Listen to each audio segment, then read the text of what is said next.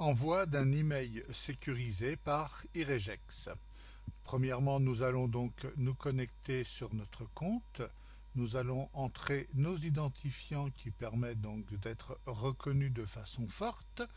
Nous rappelons tous que nous sommes toujours sur un réseau sécurisé HTTPS, visible également dans la barre d'adresse. Vous validez votre connexion. Maintenant, vous avez accès donc dans la rubrique prestations aux différentes prestations de correspondance électronique dématérialisée, des prestations hybrides qui se terminent par les services postaux et les autres fonctionnalités. Nous allons donc cette fois-ci tester l'email certifié à nouveau en envoi unitaire. Vous cliquez sur la fonction, vous avez plus ici qu'à taper l'adresse de votre destinataire, donc en l'occurrence on va mettre celui-ci.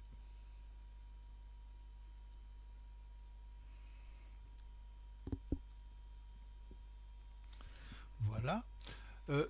Ah ben, j'ai fait une petite erreur, autant pour moi. Là, c'est le fax et ici, donc, c'est le sujet. Voilà. Ah, même pas. Si, c'est bon, ça va être le sujet, le nom du destinataire. Donc, on va le mettre à l'attention de Sabrina. Ah, décidément, cette fois-ci, il n'est pas doué, c'est pas grave. On va mettre ici deux fois Sabrina. Donc le sujet, ben, c'était tout à fait. Je peux mettre ça ici. Euh, Décidément.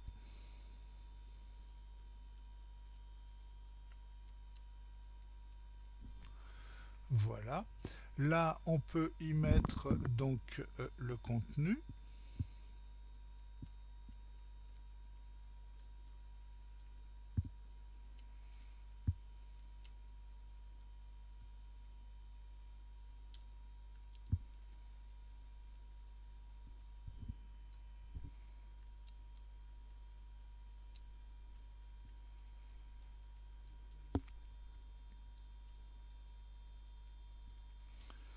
Voilà, on va s'arrêter là.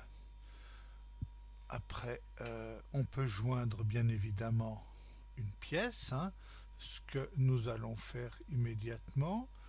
On va joindre par exemple une pièce simple. Qu'est-ce que l'on peut prendre? Voilà, on va prendre celle-ci par exemple. On va la joindre et il ne reste plus donc qu'à valider. Comme toutes les opérations sur Iregex, il y a d'abord préparation du document qu'il nous restera donc à valider, notamment dans la page des envois, suivre mes envois. On peut y aller donc par ici et on peut utiliser aussi le lien qui est là. Vous avez donc ici la fonction courriel, toujours la dernière opération apparaît en tête de tableau, avec bien sûr les renseignements que nous avons formulés. Le coût ici, c'est un email certifié à 12 centimes d'euros qui n'est pas encore validé puisque pas encore réceptionné. Donc nous allons cocher la cellule des envois, donc des documents à envoyer qui pourraient être plusieurs et diverses, et il nous suffit maintenant de cliquer sur l'expédition et d'ordonner donc son envoi.